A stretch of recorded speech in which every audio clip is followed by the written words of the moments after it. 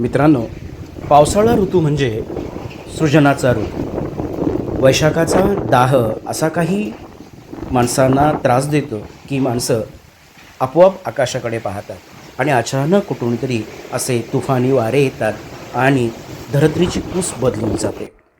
शेतामध्ये मृगाच्या पावसाच्या पूर्वी जो काही वळीव येतो आणि या वळवाने जे काही शेतीमध्ये विविध बदल होतात, त्या बदलांमध्येच शेत जमिनीमध्ये पडलेले जे काही कडधान्य आहेत, ही कडधान्य वर उगवायला सुरुवात होते.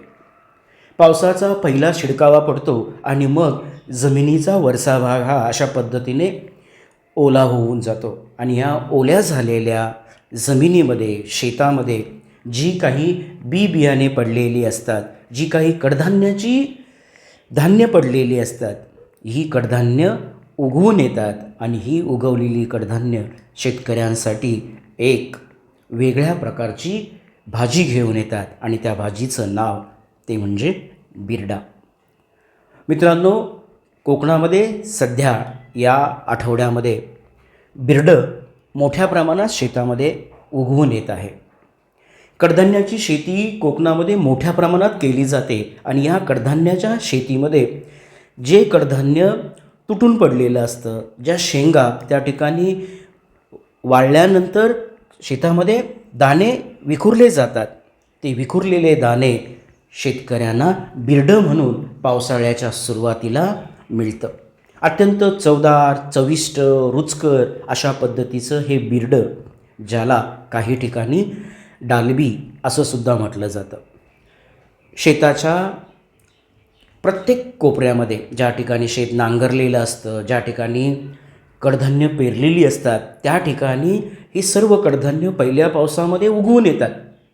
मात्र त्यातील जे काही वाळ नावाचं कडधान्य आहे, या वाळ नावाच्या कडधान्याची जी काही रोपं होतात, त्या रोपांनाच बिरडं असं म्हणतात. शेतकरी, ज्या सुगरण शेतकरी आहेत, गृहिणी आहेत, या हमखास या बिरड्याच्या प्रेमात पडलेल्या असतात. कारण हे बिरडं म्हणजे एक प्रकारची चव, धरत्रीची जी काही हिरवीगार कोंब वर येतात, ही हिरवीगार कोंब खाण्यासाठी अनेक जिभा त्या ठिकाणी तरसलेल्या असतात. अगदी शहरात राहणारे सुद्धा या बिरड्याच्या आठवणीनं अगदी कासावीस होतात. पहिला पाऊस म्हटलं की सगळ्यांना हे बिरडं निश्चितपणे आठवतं. घरातील लहानगे मोठ्या प्रमाणात हे बिरडं जमा करण्यासाठी शेतावर जातात. पहिल्या पावसानंतर 2 ते 3 दिवसांमध्ये हे बिरडं जे आहे हे जमिनीतून उगवून येतं आणि ते टिपण्यासाठी या ज्या डाळब्या आहेत, हे जे बिरडं आहे, हे टिपण्यासाठी अनेक जणं शेतीची वाट त्या ठिकाणी धरतात.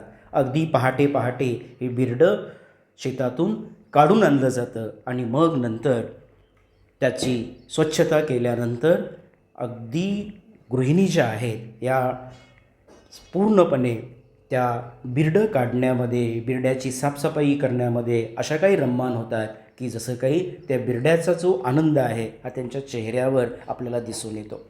आमच्या लहानपणी आम्हीसुद्धा अशाच पद्धतीचं बिरडं जमा करण्यासाठी शेतामध्ये जात असू. आम्ही बहीण भावंडं, आमचे मित्र अनेक जणं त्या खलाटीमध्ये अशा पद्धतीने काही फिरायचं की बिरडं जमा करण्याचा आनंद खूप वेगळा व्हायचा. शेतातनं उगवून आलेलं ते काही बिरडं, जे काही कोंब आहेत, हे कोंब दिसला रे दिसला की चेहऱ्यावर एक वेगळा आनंद त्या ठिकाणी निर्माण व्हायचा आणि आजही तशाच पद्धतीचा आनंद हा बिरडं वेचताना, बिरडं टेपताना त्या ठिकाणी होतो. मस्तपैकी छान अशा तव्यावर केलेली बिरड्याची भाजी या पावसाच्या सुरुवातीला खाणं म्हणजे एक वेगळा आनंद असतो आणि हा आनंद मिळवण्यासाठी कोकणामध्ये यावं लागतं. कोकणामध्ये या पावसाळ्याच्या ऋतूमध्ये हा आनंद सर्वजण घेत आहेत.